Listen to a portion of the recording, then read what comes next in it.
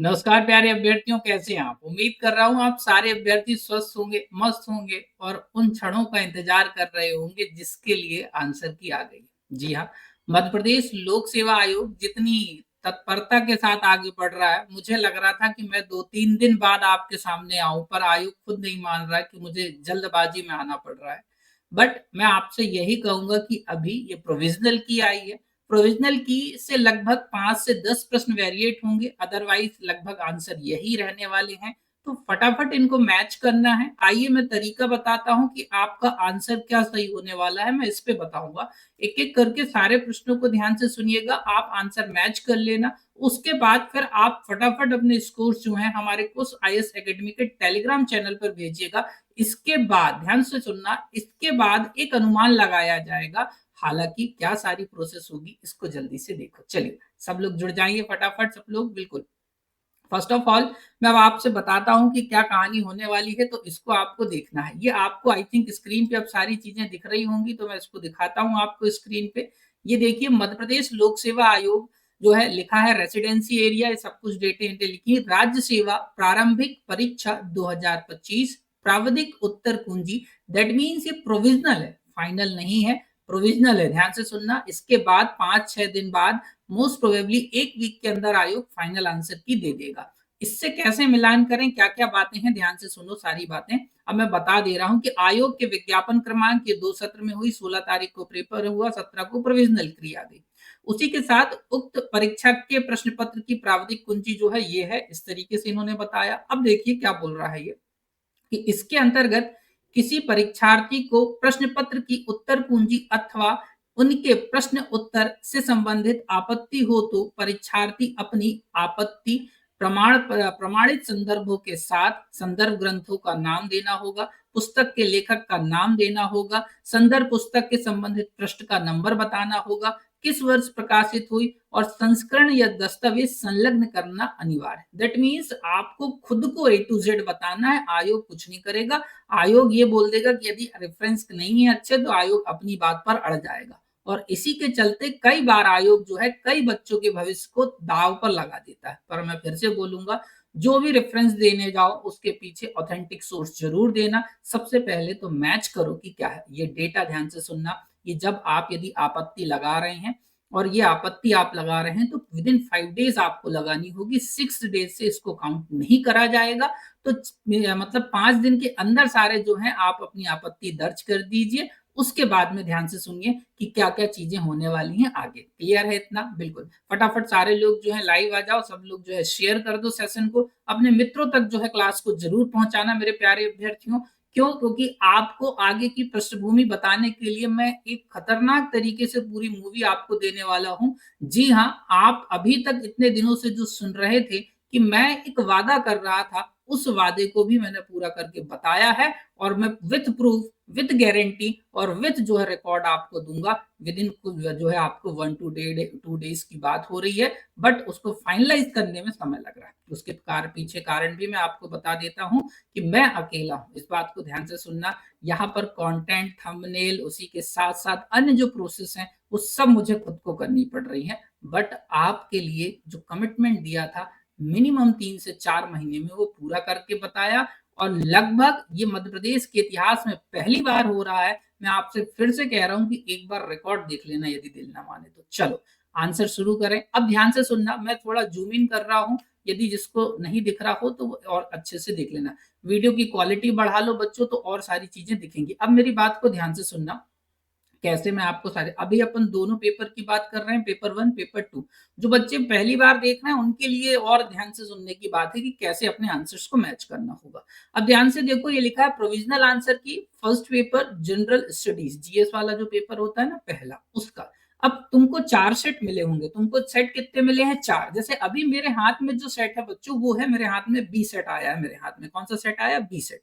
अब देखो ध्यान से, इनको सारे प्रश्नों के उत्तर को कैसे मैच करोगे। जैसे देखो, सेट ए में क्वेश्चन नंबर 1, सेट बी में क्वेश्चन नंबर 70 वही है, सेट सी में क्वेश्चन नंबर 3 वही है, और सेट डी में क्वेश्चन नंबर 4 वही है। जैसे मैं आपसे बात करता हूं कि भारतीय संविधान के किस अनुच्छेद में अनुसूचित जनजातियों की विधानसभा में सीटों का आरक्षण का प्रावधान है। तो ये क्वेश्चन नंबर दिया है आपका, ध्यान से सुनना, सेट सी का जो है आपका फर्स्ट, तो ये वाला तो इसका आंसर, एक मिनट, ये नहीं होगा, मैं अभी आपको बता रहा हूं, सेट सी का 1, ठीक है, एक सेकेंड बस दीजिए मुझे।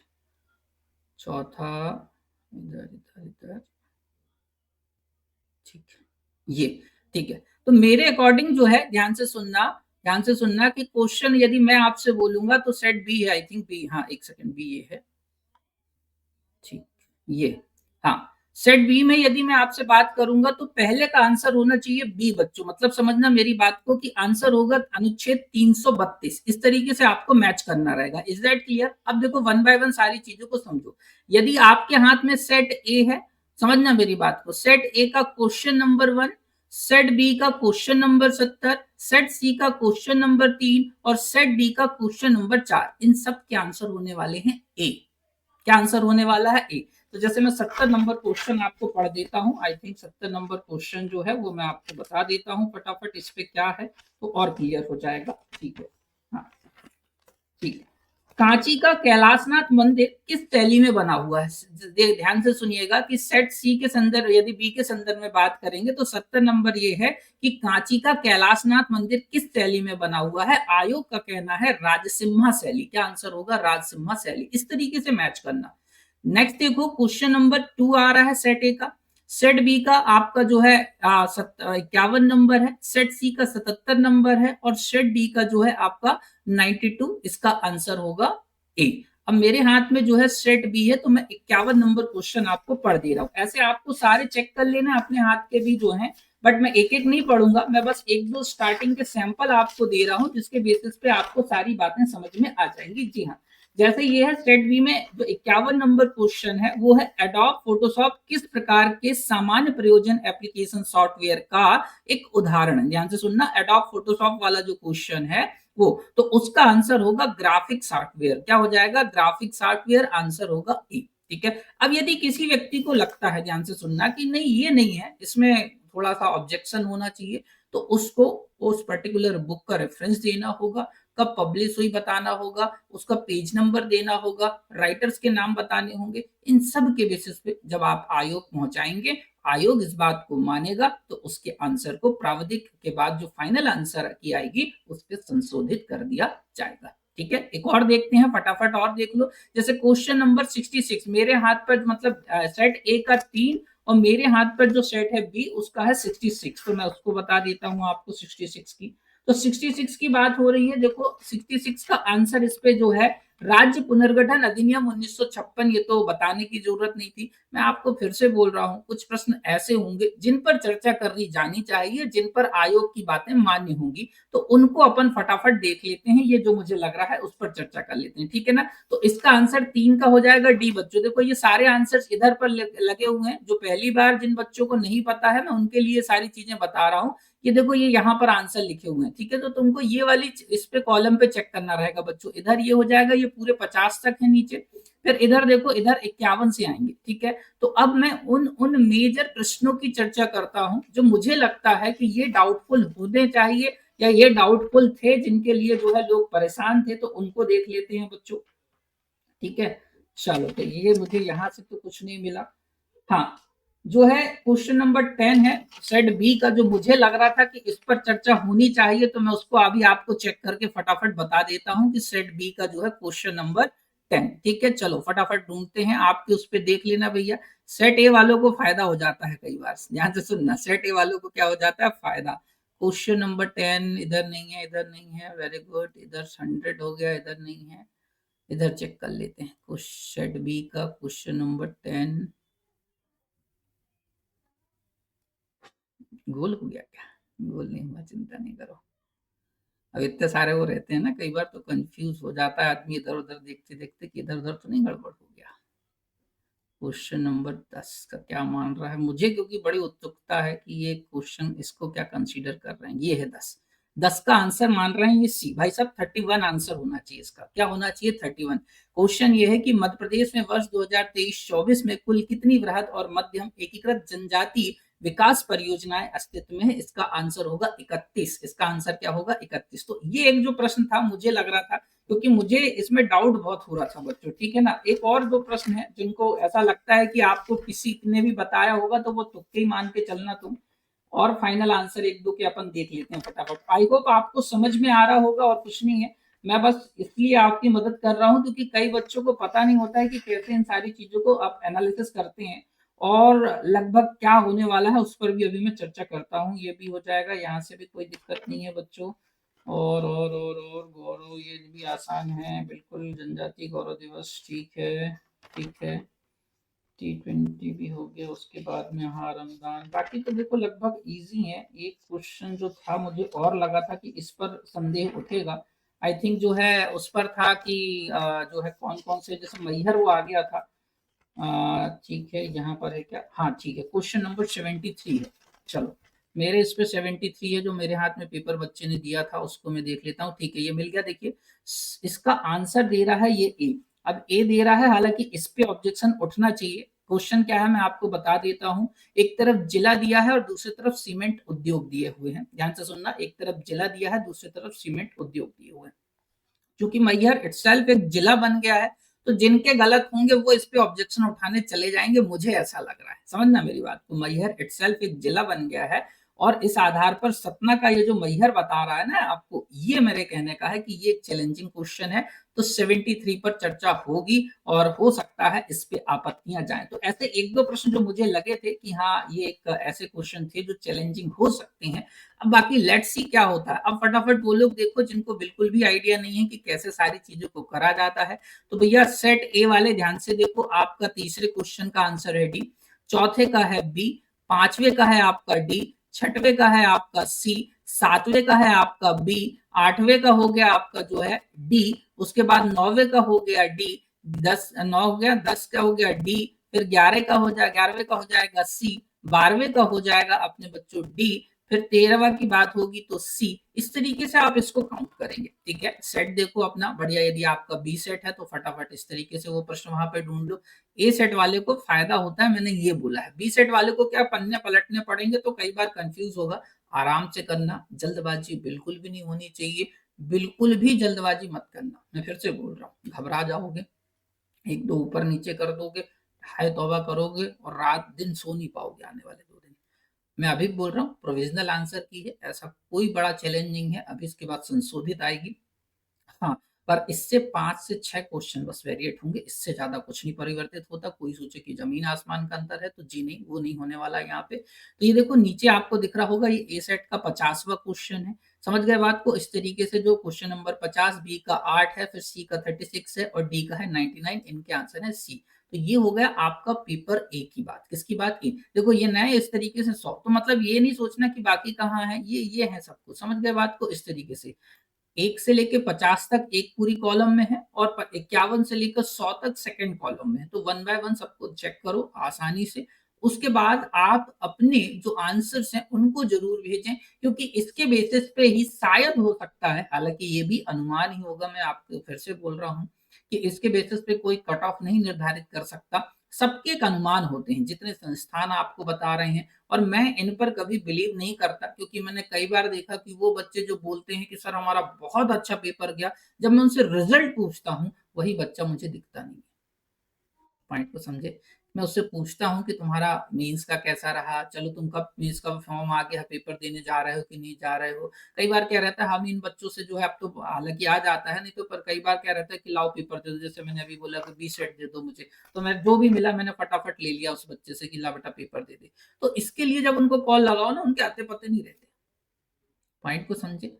तो कहने का ये अर्थ होता है कि ये जो जितने बोल रहे होते हैं कि हमारा हो गया, ये सब बताता है उसका रिजल्ट, और रिजल्ट पर ही सारी चीजें डिपेंड करेंगी। तो ये हो गया पार्ट ए का। अब मैं आपको पार्ट बी का एनालिसिस करके देता हूं, उसको भी इस तरीके से समझो फटाफट। देखो ये है provisional answer key second paper, general aptitude test. तो ये तो पेपर आसान होता है, हालांकि इस बार फॉरेस्ट का पेपर नहीं था इसके साथ में, तो मैं कहूंगा कि ज्यादा टेंशन लेने की तो और बात नहीं है। क्यों? क्योंकि फॉरेस्ट का होता तब ये बहुत इंपॉर्टेंट हो जाता है, अदरवाइज ये सिंपल है, कोई दिक्कत नहीं है। 33 क्वेश्चन आपने 33 क्वेश्चन सही करे होंगे मेरे हिसाब से, तो आप पास तो हो रहे हैं सेकंड वाले में। फर्स्ट में जरूर है, अच्छे से चेक करो, पता करो क्या स्थिति है, ठीक है। उसके बाद में कैसे करना है, पैटर्न वही है मेरे प्यारे अभ्यर्थियों। सेट ए का देखो ये ए हो गया, सेट बी का 25 हो गया, सेट सी का जो है आपका 11 हो गया और सेट डी का 20 हो गया। इन सब के आंसर होंगे डी। क्लियर है? जिस व्यक्ति का सेट डी में क्वेश्चन नंबर 20 है उसका आंसर होगा B, not D, sorry I think D बोल दिया है मैंने, तो इसका आंसर होगा बी, ठीक है ना। इस तरीके से ये आंसर की आपको हमारे टेलीग्राम चैनल पे मिलेगी। जिस भी संस्थान के आप टेलीग्राम चैनल पे जुड़े हो सबने डाल दिया है। आजकल लोग तो बिल्कुल, मुझे लगता है ना कि सुप्रीम कोर्ट फांसी दे उसके पहले भी जो हो सकता है कि किसी व्यक्ति को फांसी दी जा सकती है। समझ गए बात को? तो ये जमाना आ गया है, बट ठीक है, अब क्या कर सकते हैं। तो इस तरीके से set A, set B, set C और सेट डी वाले आराम से मिलाना। दोस्तों मैं फिर से बोलूंगा, तुम्हें ये नहीं सोचना है कि कौन क्या कर रहा है। भेड़ चाल चल के जीवन को खराब मत करना कभी भी अपना, इस बात को याद करना। भेड़ चाल चल के अपने जीवन को खराब नहीं करा जाता है। तुम अनोखे हो, तुम बिरले हो, तुम अलग हो। तुम अनोखे हो, तुम बिरले हो, तुम अलग हो। हर व्यक्ति में कुछ ना कुछ खासियत है, आप में भी होगी। रिलैक्स रहो यार, इतना टेंशन लेने की जरूरत नहीं है, बिल्कुल ठीक है ना। उसके साथ सेट, ये देखो ये भी फिर यहाँ से 51 से शुरू होने लग गया, वही ये सेट है आपका, समझना। बी सेट की बात हो रही है, बी सेट में जो आप यदि हम बात करते हैं, B set in the sense part B की बात कर रहा हूँ, पेपर सेकंड की बात कर रहा हूँ, समझे बात को। उसकी बात हो रही है सेकंड पेपर की। तो सेकंड पेपर का क्वेश्चन नंबर 51 की यदि हम बात करते हैं, सेट ए में क्वेश्चन नंबर 51, सेट बी में क्वेश्चन नंबर 55 वही है, सेट सी में 47 नंबर क्वेश्चन वही है और सेट डी का 60 नंबर क्वेश्चन वही है। इस आधार पे आंसर होगा मेरे प्यारे अभ्यर्थियों ए। आंसर क्या हो जाएगा? ए।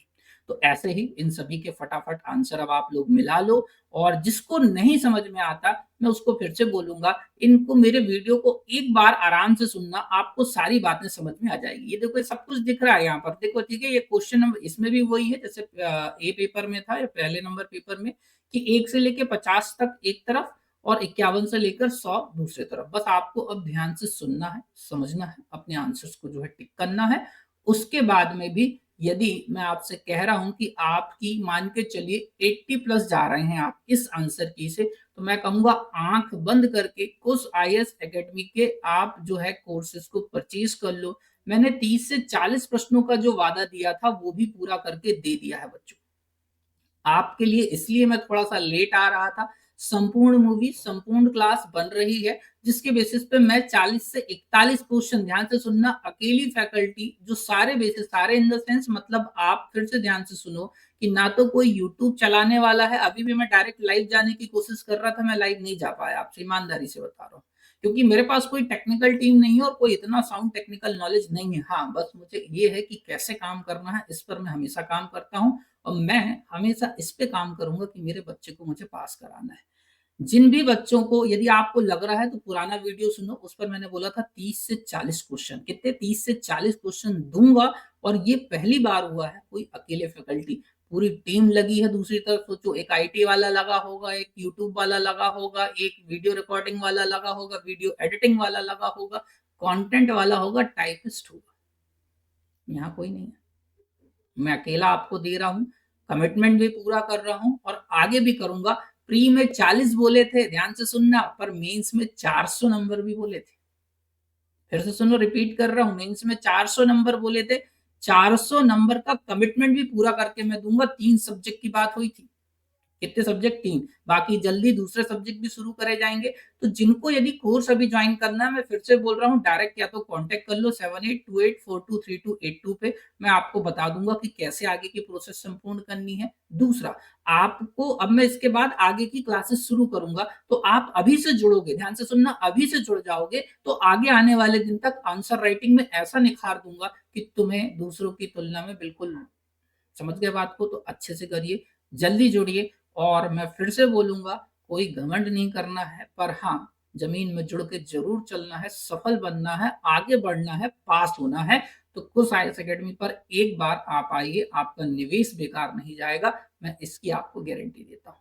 मैं अतुल कुमार गर्ग अब आपसे विदा लेना चाहूंगा। आई होप आपका पेपर अच्छा जाए, आई होप आंसर की में सारे आंसर्स आपके सही चले जाएं और आई होप आप इस बार जो है एक अधिकारी के तौर पर बन के उभरें। इस यात्रा में मैं अतुल कुमार गर्ग आपकी पूरी मदद करने के लिए तैयार बैठा हूं। आई होप आप मुझे एक मौका देंगे, उस भंडारे से दूर रहेंगे जिस भंडारे में सभी हैं, जिस भीड़ में सभी हैं, उस भीड़ से अलग थलग होके चलिए, हो सकता है एक बार में ही तुम पास हो जाओ। जय हिंद, जय भारत, अपना ख्याल रखना साथियों। मिलेंगे नेक्स्ट वीडियो में। कंप्लीट मूवी जल्दी आने वाली है, उसको देखना नहीं भूलेंगे आप। जय हिंद।